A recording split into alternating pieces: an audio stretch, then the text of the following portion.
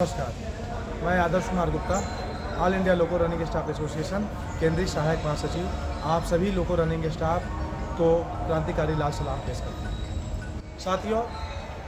आज पुनः आप लोगों के समक्ष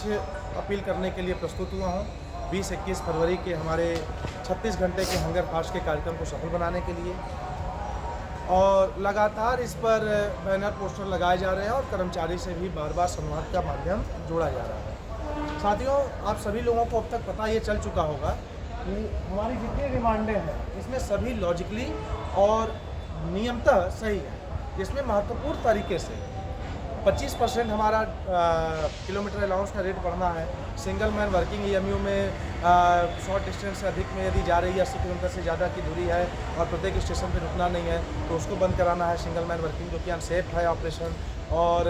आज तक लोको रनिंग स्टाफ को कभी भी नियम में जो वर्णित है, रेल अधिनियम 1989 की धारा 135(2), HOER 2005 की धारा 12(3) में जो वर्णित है कि लोको रनिंग स्टाफ को PR देते से पहले हेडक्वार्टर रेस्ट अवश्य देना होगा 16 घंटे प्लस 30 घंटे, वो आज तक लोको रनिंग स्टाफ को नहीं मिल पाया है। इसके बावजूद भी लोको रनिंग स्टाफ आज तक संरक्षित रेल संचालन करने का कार्य कर रहा है। साथियों, आज इस वीडियो का मुख्य उद्देश्य बनाने का जो टॉपिक है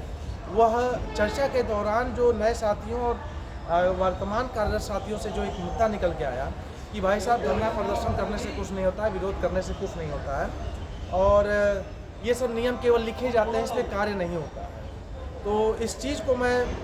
चूँकि ये समस्याएं सभी जगह पर है और सभी लोगों के सोच में आ गया है, क्योंकि सब लोगों के विचार में आ गया यार छोड़ो, आ जाके अपनी नौकरी बचाओ और चलो, कुछ नहीं होता है। निश्चित ही ये कहीं ना कहीं कुछ गंदी राजनीति का हिस्सा हुआ और कर्मचारियों के बीच में इस तरीके की विचार उत्पन्न हुए। साथियों, मैं आप लोगों को ये बात कहना चाहता हूँ इस संबंध में कि इस देश में जब संविधान निर्माता हमारे पूर्वज एक लंबी लड़ाई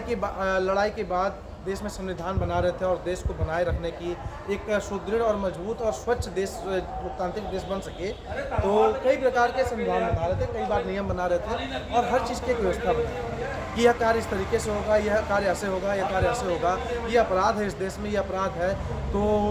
नहीं है, ऐसा एक नागरिक को इस तरीके का आचरण होना चाहिए, इस तरीके का आचरण नहीं होना चाहिए। तो उस दौरान निश्चित ही उनके दिमाग में यह विचार आया होगा कि यदि कोई व्यक्ति या समाज में कोई ऐसा व्यक्ति आएगा जो इन चीज़ों को नहीं मानेगा, चाहे धन के बल पे, चाहे ताकत के बल पे, चाहे राजनीतिक सत्ता के बल पे, तो फिर उसका क्या होगा। तो इसलिए उन लोगों की सोच का ही एक नतीजा था कि हमारे समाज में पुलिस व्यवस्था बनाई गई, IPC का प्रोविज़न किया गया, न्याय संहिता बनाया गया, बताया गया कि ये लोग न्याय का रक्षा करेंगे। अगर न्याय नहीं मिलेगा, यहाँ से भी नहीं मिलेगा, तो उसका एक माध्यम बनाया, न्यायपालिका बनाया, और न्यायपालिका के भी कई स्तर बनाए। न्यायपालिका के हम लोअर कोर्ट में जाते हैं, जिला कोर्ट में जाते हैं, हाई कोर्ट जाते हैं, माननीय उच्चतम न्यायालय के समक्ष भी अपनी बातों को रखते हैं, और सब जगह से न्याय नहीं मिलता है तो हम पुनः अपने बारे में इस देश की महामहिम राष्ट्रपति जी के समक्ष भी अपनी याचिका को रखते हैं ताकि हमें न्याय मिल सके। और जो न्याय व्यवस्था है, निश्चित ही हमें न्याय मिलता है और हमारे अधिकारों को सुना जाता है, हमारी समस्याओं को सुना जाता है। इस दौरान जब समस्याओं को देखा जा रहा है और सुना जा रहा है तो कहीं ना कहीं यह भी विचार आया कि यदि यह भी गलत हो गया तो क्या होगा, तो या समाज उस स्तर तक नहीं पहुंच पाया तो क्या होगा। तो संविधान निर्माताओं ने हमें धरना प्रदर्शन करने की आज़ादी दी, अभिव्यक्ति की आज़ादी दी, गलत चीज़ों का विरोध करने का आज़ादी दिया, यूनाइट होने का आज़ादी दिया, और गलत चीज़ों के